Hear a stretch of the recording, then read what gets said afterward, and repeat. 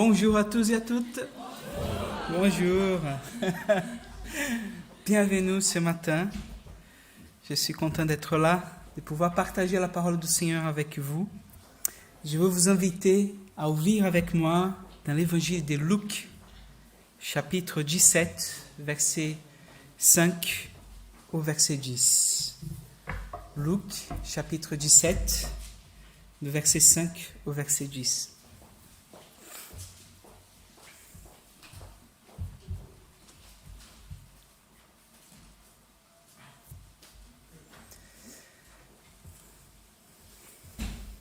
Dans ma version, il est dit, les apôtres dirent au Seigneur, donnez-nous plus de foi.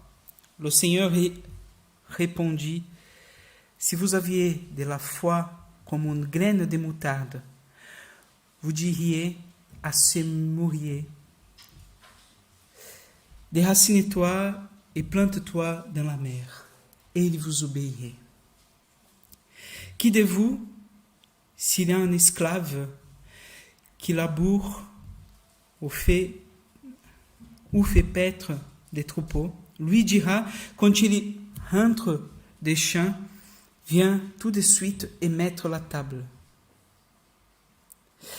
Ne lui dirait-il pas, au contraire, prépare-moi à dîner, mets-toi entre nous pour me servir, jusqu'à ce que j'ai mangé et bu. Après cela, toi aussi, tu pourras manger et boire. Serait-il gré à cet esclave d'avoir fait ce qui lui était ordonné? De même, vous aussi, quand vous aurez fait tout ce qui vous a été ordonné, dites, nous sommes des esclaves inutiles, nous avons fait ce que nous devions faire. Je vous invite à prier. Seigneur Père, nous voici face à un texte difficile, complexe, mais je te demande, Seigneur, au nom de Jésus, de nous accompagner, de nous aider à comprendre ta parole. Aide-nous, Seigneur, travaille dans notre cœur. Je te prie, Père, au nom de Jésus-Christ. Amen. Qui dans sa vie a déjà reçu cette parole de Jésus?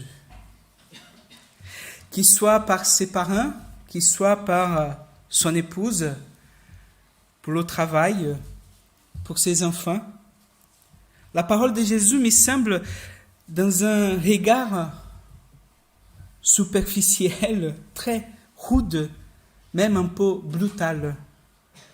La question qu'on peut se poser est, où est l'amour de Jésus face à ses serviteurs? Où est l'amour de Jésus? Pauvre esclave qui a bossé toute la journée, qui a tout fait pour son maître, et à la fin de sa journée, il doit encore travailler pour son maître, même au dépit de son besoin de manger, et à la fin, même pas un merci.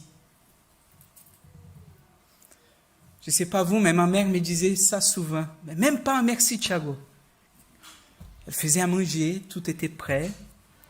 Je me souviens d'un moment quand j'étais au primaire, j'étais pas un enfant facile. Je me souviens de ce que mon père m'a fait. Il m'a fait une promesse. Il m'a dit, si tu bosses bien cette année, à la fin de l'année, tu vas avoir une voiture. Voilà. Moi, j'ai bossé comme un dingue. J'étais vraiment un excellent élève. J'étais parfait. À la fin de l'année, il m'a dit, mais tu n'as fait que ton travail. Rien. J'étais un peu déçu. Néanmoins, Jésus utilise une relation qui était à l'époque naturelle, dans laquelle tous les serviteurs et tous les auditeurs comprenaient. Jésus relevait une question intéressante. Quel mérite y a-t-il de faire ce que nous devons faire? Qui d'entre nous, ce matin, en venant à l'église, a dit à son chauffeur de bus, merci, vous avez fait un bon travail? Qui d'entre nous a tourné vers sa voiture et a dit, très bien voiture, Voilà, excellent. Je ne sais pas vous, mais moi très peu. Et pourtant, si elle tombe en panne, quelle est notre première réaction? Pas très amicale. Nous sommes habitués à ne pas noter les choses habituelles, communes, routinières. Nous ne remarquons même pas les choses qui sont ordinaires de notre vie. Je suis sûr que personne ici a déjà dit à sa mère un jour quand elle était enfant, merci pour ce repas. Peut-être quelques-uns. Mais moi, j'étais plus préoccupé à manger qu'à remercier. C'est même compréhensible de ne pas avoir parfois la reconnaissance de ce qui est normalement là. Et parfois, tellement ordinaire, tellement médiocre dans notre vie, dans notre façon de voir les choses, qu'on ne remarque même pas. Faire ce que nous devons faire, dans quelques circonstances, il peut nous apparaître comme un manque de volonté. Donc faire ce que nous devons faire, ce n'est pas suffisant. Il faut aller au-delà de l'ordinaire, il faut aller au-delà de ce qui est le basique, de ce qui est demandé pour être reconnu. En tout cas, Jésus, dans son exemple, ressemble nous dire que de ne pas avoir des attentes, des éloges, de voir que nous faisons ce que nous devons faire. Mais de quel devoir Jésus est en train de nous parler ici? D'abord, il nous faut revenir au contexte du texte pour pouvoir délimiter l'idée de devoir que Jésus est en train de développer.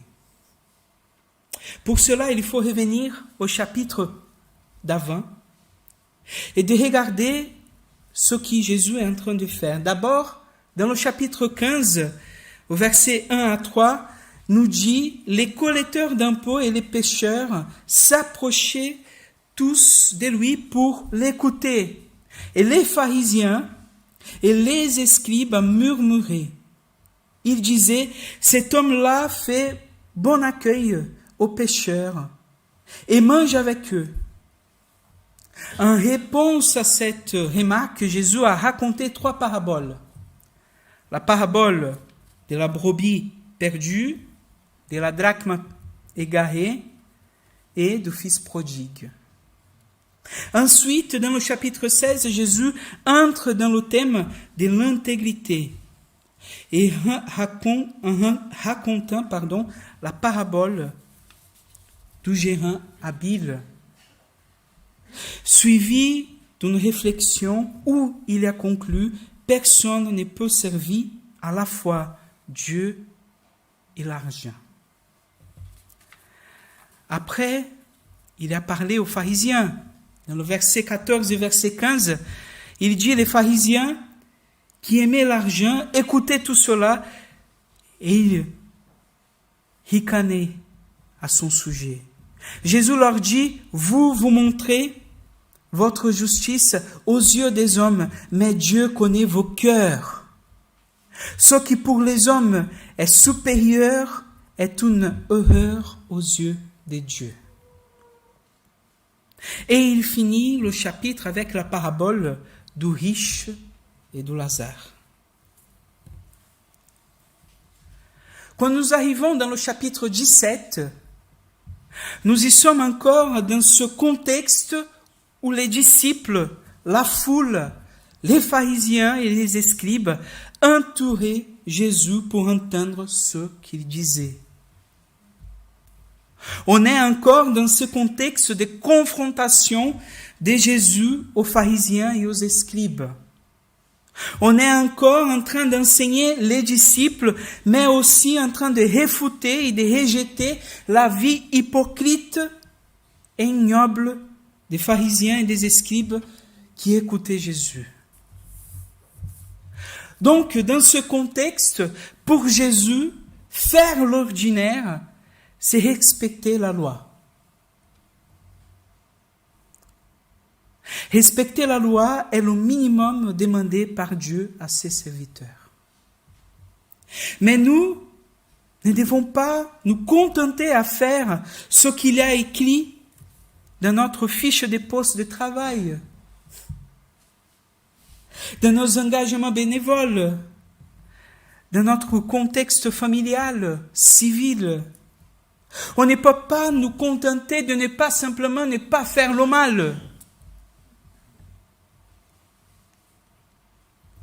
Car aujourd'hui, la loi est encore en vigueur. Jésus même a dit en Luc 16, verset 17, « Or, il est plus facile pour le ciel et la terre de passer pour qu'un seul trait de la lettre ne soit tombé. » La loi doit être mieux que respectée. Elle doit être accomplie.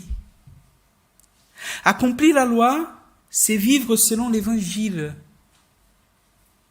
qui nous invite à retrouver l'esprit de la loi et à lui permettre de donner toute sa mesure en y injectant de notre personnalité et de ce que nous sommes. Le serviteur cesse d'être inutile lorsqu'il cesse d'être interchangeable, lorsqu'il apporte sa singularité, lorsqu'il offre son génie propre. C'est l'alliance de ce que nous sommes, de ce que nous voulons, de ce que nous savons, de ce que nous croyons, qui nous permettra de ne pas se contenter du possible, mais de remettre notre être tout entier au Seigneur. L'évangile, ce n'est pas déclarer la loi caduque, mais c'est dépasser la loi pour transfigurer le monde, pour le rendre plus vivable. Là où la loi permet au monde de ne pas trop se défaire, l'Évangile nous invite à continuer et à créer le monde. Là où la loi nous dit de ne pas tuer, l'Évangile nous dit « Faites le bien que vous voulez pour vous-même ». Il y a un théologien qui s'appelle Théodore Monod et il dit « L'Évangile nous permet de vivre l'ordinaire de la vie de manière extraordinaire. » L'Évangile, c'est cette invitation pressante à réenchanter le monde. L'Évangile, c'est cette invitation pressante à re-enchanter le monde. Parfois, dans quelques milieux évangéliques, j'ai eu l'impression d'un devoir d'être héros, d'un devoir à être une espèce de super-homme, d'un regard de Dieu comme une espèce de lampe magique. Tu sais, l'histoire d'Aladin qui frotte la lampe, il sort le génie, on fait notre demande et il réalise tous nos désirs. Parfois, on oublie que la grande œuvre de Christ, c'était de s'évider lui-même, de devenir homme et d'être obéissant jusqu'à la mort dans la croix. La grande œuvre est la croix. Christ nous invite de le suivre. Christ nous invite de nous vider nous-mêmes. Christ nous invite de dépasser ce que nous voulons et ce que nous sommes pour accomplir la volonté du Père. Alors, pour vivre cet ordinaire de façon extraordinaire, il n'est que possible à ceux qui ont la foi. La foi nous rend capables de sortir de l'ordinaire. Dans les versets 5 et 6, on voit l'exemple qu'il va nous donner du mûrier. Je ne sais pas si je prononce correctement. Mûrier. Et décider de déraciner un mûrier et de planter dans la mer. C'est non seulement avoir la conviction qu'un autre ordre du monde est possible, mais c'est aussi se rendre compte de toute la difficulté et de la problématique que Jésus est en train de nous mettre devant nous. La mer, dans leur culture, c'était le lieu du chaos, le lieu du mal, le lieu où l'ordre n'est pas possible. Ce qu'il est en train de nous dire, c'est que ceux qui ont la foi peuvent donner, peuvent faire devenir ces lieux de chaos, ces lieux de mal, de désordre, un oasis, un lieu où la vie est possible.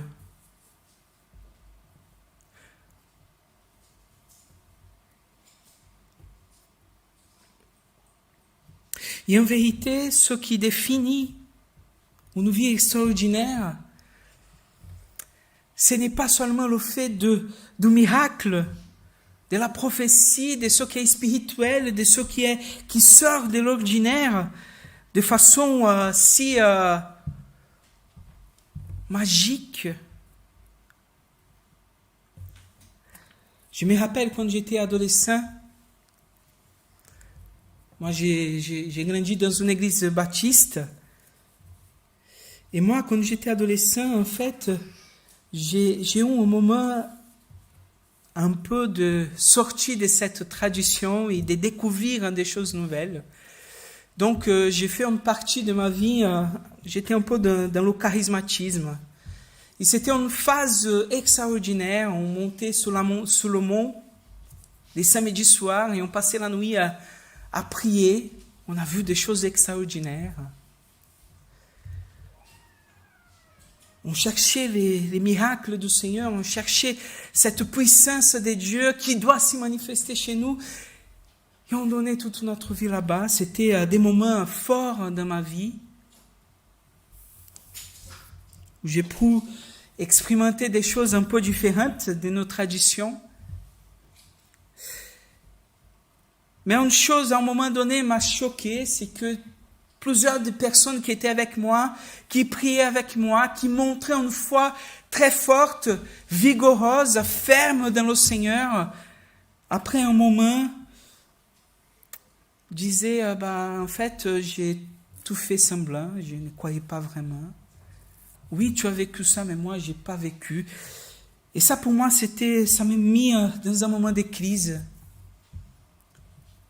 J'étais un peu perdu, je disais, mais Seigneur, on a vécu des choses tellement fortes ensemble. Comment c'est possible qu'aujourd'hui, il le vit de cette façon-là? À un moment donné, on avait dans notre église, tous les samedis, une fois par mois, les dimanches, on arrivait à 6 heures du matin, et avant le culte, on faisait un moment de prière. Je me rappelle qu'un matin, dans un moment de prière silencieuse, on avait une sœur, elle s'appelait Maria. On appelait de façon gentille Mamie Maria. C'était une sœur d'environ 80 ans. C'était une dame 1m50, pas plus. Elle a appris à lire avec sa Bible. Elle n'a pas eu des études. Elle a été quelqu'un pauvre, n'avait pas trop de conditions. Très mince, très fragile à notre regard.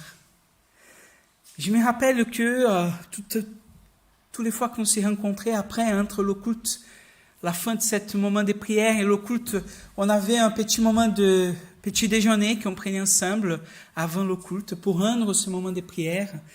Et nous avons tous sorti, elle est restée debout, avec les yeux fermés, sans bouger. On est allé, on mangeait, on vu qu'elle était là, on s'est posé la question, qu'est-ce qui est arrivé? On est allé, on l'a touchée et on dit, mais qu'est-ce qui se passe? Elle a dit, mais un peu surprise. Elle nous regarde, elle a dit, mais un peu sans comprendre où elle était. Et elle nous dit, j'étais dans les pâturages verdoyants avec le Seigneur.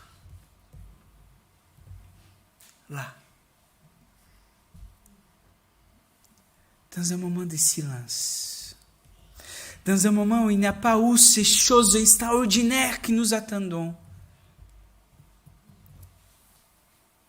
Elle a vécu quelque chose de singulier avec le Seigneur. Dans ce message, le Seigneur il nous invite à dépasser nos attentes. Et nos attentes, en quelque part, d'une rétribution des choses que nous sommes en train de vivre. Comme si, parce que nous faisons quelque chose pour le Seigneur, il doit nous rendre.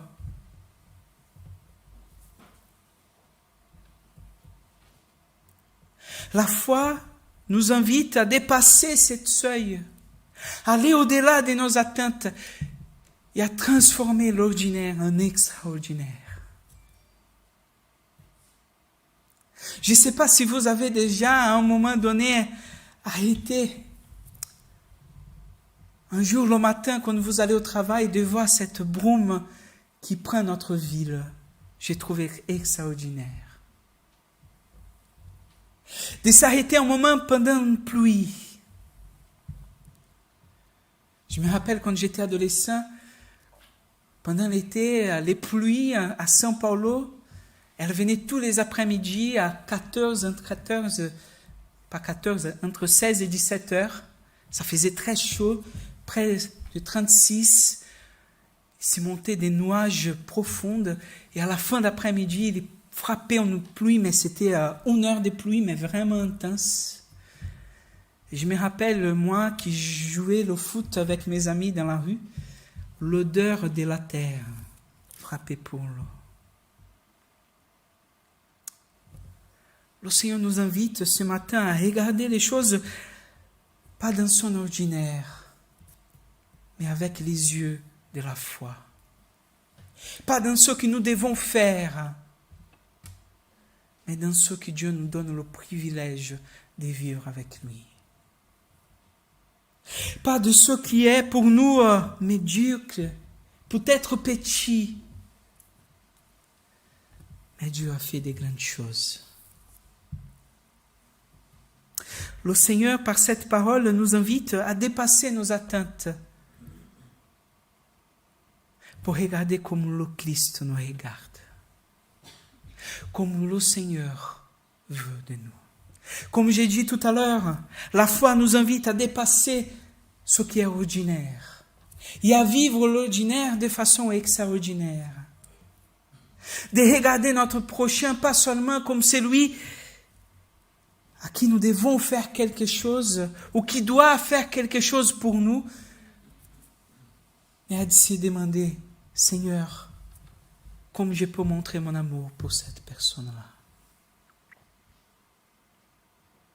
Dans les moments peut-être les plus simples, tranquilles, accessibles à tous, l'extraordinaire n'est pas mesuré pour les grands faits de notre vie, pour les grands miracles vécus, ni pour les dons qu'on peut avoir. Mais c'est pour une foi, une petite foi, qui est capable de malgré le chaos, donner un ordre et changer les choses.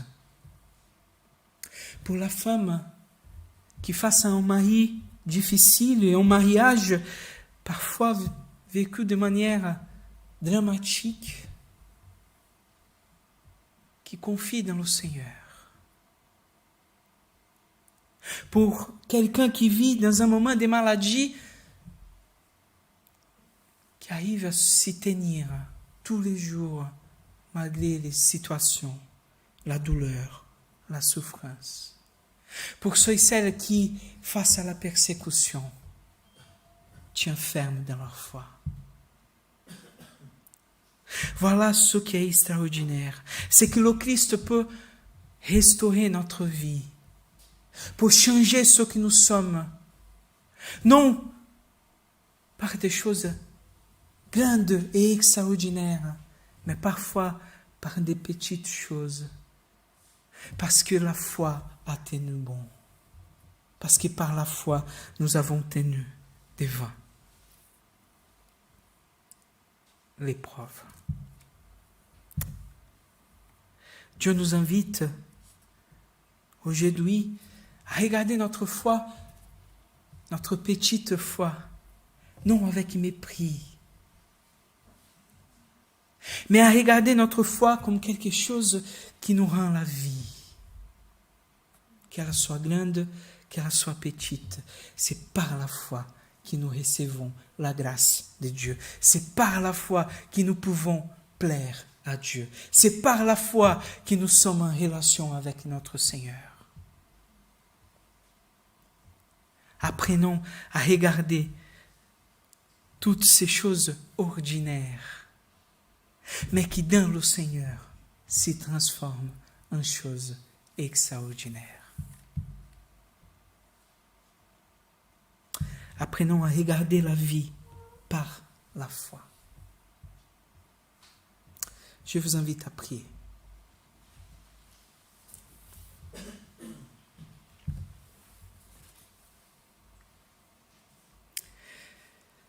Seigneur notre Père, au nom de Jésus, merci pour cette parole. Merci pour ta parole, Seigneur, qui nous invite ce matin à regarder la vie, Seigneur, non pas seulement pour les choses que nous devons faire, non pas à regarder Dieu, Seigneur, pour le devoir, mais à dépasser notre regard, Seigneur. À regarder la beauté de ton salut et de ta loi. À regarder la beauté, Seigneur, de pouvoir rendre le mal avec le bien. Rendre l'offense, Seigneur, avec l'amour. Seigneur, aide-nous, Seigneur, à dépasser nos attentes de l'approbation pour voir ce que nous sommes, Seigneur, des serviteurs. Pour voir, Seigneur, que dans notre relation avec toi, ce qui nous permet, Seigneur, de dépasser, de vivre pleinement ta loi, d'accomplir pleinement, Seigneur, ta volonté, ce n'est pas nos efforts personnels, mais c'est la foi en toi. Aide-nous, Seigneur, à nous réjouir avec les petites choses que tu nous donnes, avec les choses ordinaires qui sont dans notre vie, mais qui, sans se rendre compte, nous bénissent jour après jour.